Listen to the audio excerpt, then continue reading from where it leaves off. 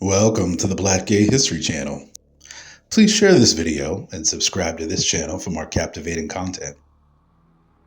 Okay, now most people who know I love a cowboy, but I also love pirate stories, especially considering I'm of Caribbean descent. I can't help but imagine my ancestors either ran into pirates or were pirates themselves back in Jamaica's colonial past. I was watching Black Sails, a popular pirate TV series, and was pleasantly surprised to be introduced to a black gay character in the very first episode.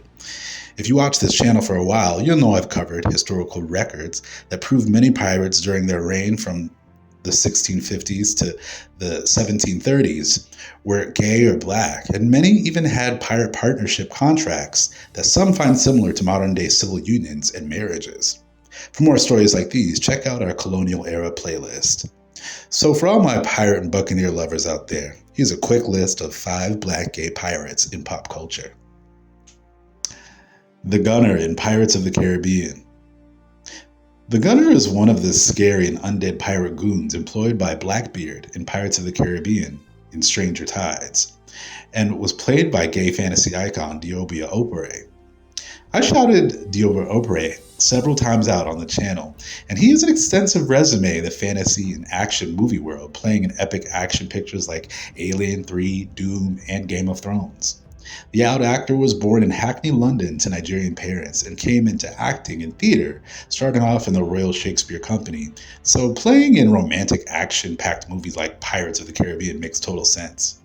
Though there's a lot of magical fiction in the Pirates of the Caribbean movies, Blackbeard was a real historical figure and pirate, and Gunner is one of his loyal undead shipmates on the Queen Anne's Revenge. In Stranger Tides, Blackbeard and his shipmates, including Gunner, go on the search for the Fountain of Youth in order to break their undead curse. Gunner and his shipmates also capture a mermaid for her tears in order to activate the Fountain of Youth when they find it. I personally love the Pirates of the Caribbean series, but I think they would do better in their sequel movies in the future if they focused on some black and Latin characters instead of the white British characters they focused on in the past. But anyway, shout out to Diobia Opere in this film. Michael James Scott in The Pirate Queen. Another black gay actor I've mentioned on the channel in previous videos is Michael James Scott, who played a pirate and ensemble cast member of the Pirate Queen Broadway show in 2007. Scott is an acclaimed Broadway actor and singer who's worked on numerous Broadway shows, but he's also worked on TV shows like South Park and The Tonight Show with Jimmy Fallon. Though he has starred in Broadway shows like Aladdin, earlier in his career he was part of The Pirate Queen as an ensemble cast member. The Pirate Queen is a Broadway show that's based on a novel of a real-life historic figure, Grace O'Malley. Grace O'Malley was a real-life Irish seafaring chieftain during the 1500s who took over her father's seafaring empire in Ireland despite her having brothers, and is a popular legend in Ireland because of her tumultuous relationship with Queen Elizabeth I. Considering that Michael James Scott was a part of the original ensemble cast, I think he's earned his sea legs as a prominent black gay pirate. Max in Black Sails. The TV show that inspired this very topic is Black Sails, a dramatic action TV series that debuted in 2014 and lasted for 4 seasons.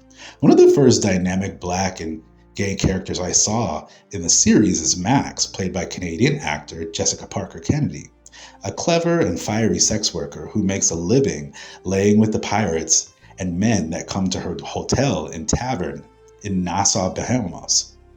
She is one of a few queer characters in the series, and though she can be seen entertaining men for money and devising plans to find legendary treasure, the only person I see her truly connected with is Eleanor, a leader of Nassau who owns the tavern on Main Street in Nassau. The two women share a passionate relationship, and it's clear Max's passion is real when she's with Eleanor, though the two women's business ventures lead them to clash and have fallout and disagreements. After doing a little digging on the series, I also found that men on the show are harboring relationships as well, which, as we know, is historically accurate for our pirate men. One of the main protagonists of the series is James Flint, a pirate captain who left the British Navy who wants to rule over Nassau.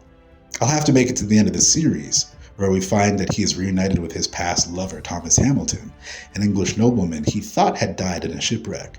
As a gay man of Caribbean descent, I'm so shocked I'm just now learning there was a TV show based in the Caribbean with all these gay characters. Oluwande in Our Flag Means Death. Another series that breaks my heart that I've yet to see is Our Flag Means Death, one of the most prominent pirate TV shows of our era, which premiered in 2022. Our Flag Means Death is a romantic comedy that featured many LGBT characters and couples, even two characters based on real life historical figures: Stede Bonnet, an English pirate who was renowned in Barbados history. And this series tells the story of how this privileged and inept pirate captain falls in love with his nemesis, Edward Teach, otherwise known as the infamous Blackbeard. Oluwande is one of Bonnet's crewmates on the ship named Revenge. And throughout the series, it's clear that he is infatuated with Jim Jimenez, another shipmate. And eventually, after flirting throughout the series, the two eventually become intimate, kiss, and share a room with each other. Spoiler alert, but Jim Jimenez is likely one of the few or only non-binary characters in the series who is discovered to be born female and is on the run for murder. But clearly, Jim enjoys their life as Jim alongside their love, Oluwande. This is yet another series that I'll have to come back and do a full review once I get my hands on the first season. Barbados still has a way to go to become a haven for their gay citizens, but this story is a great example of how gay folks have been in the Caribbean for hundreds of years. Kemosha of the Caribbean. A book that has made it to my list of must-haves is a new book, to me at least, entitled Kemosha of the Caribbean, written by critically acclaimed British-Jamaican author Alex Wheatle in 2022.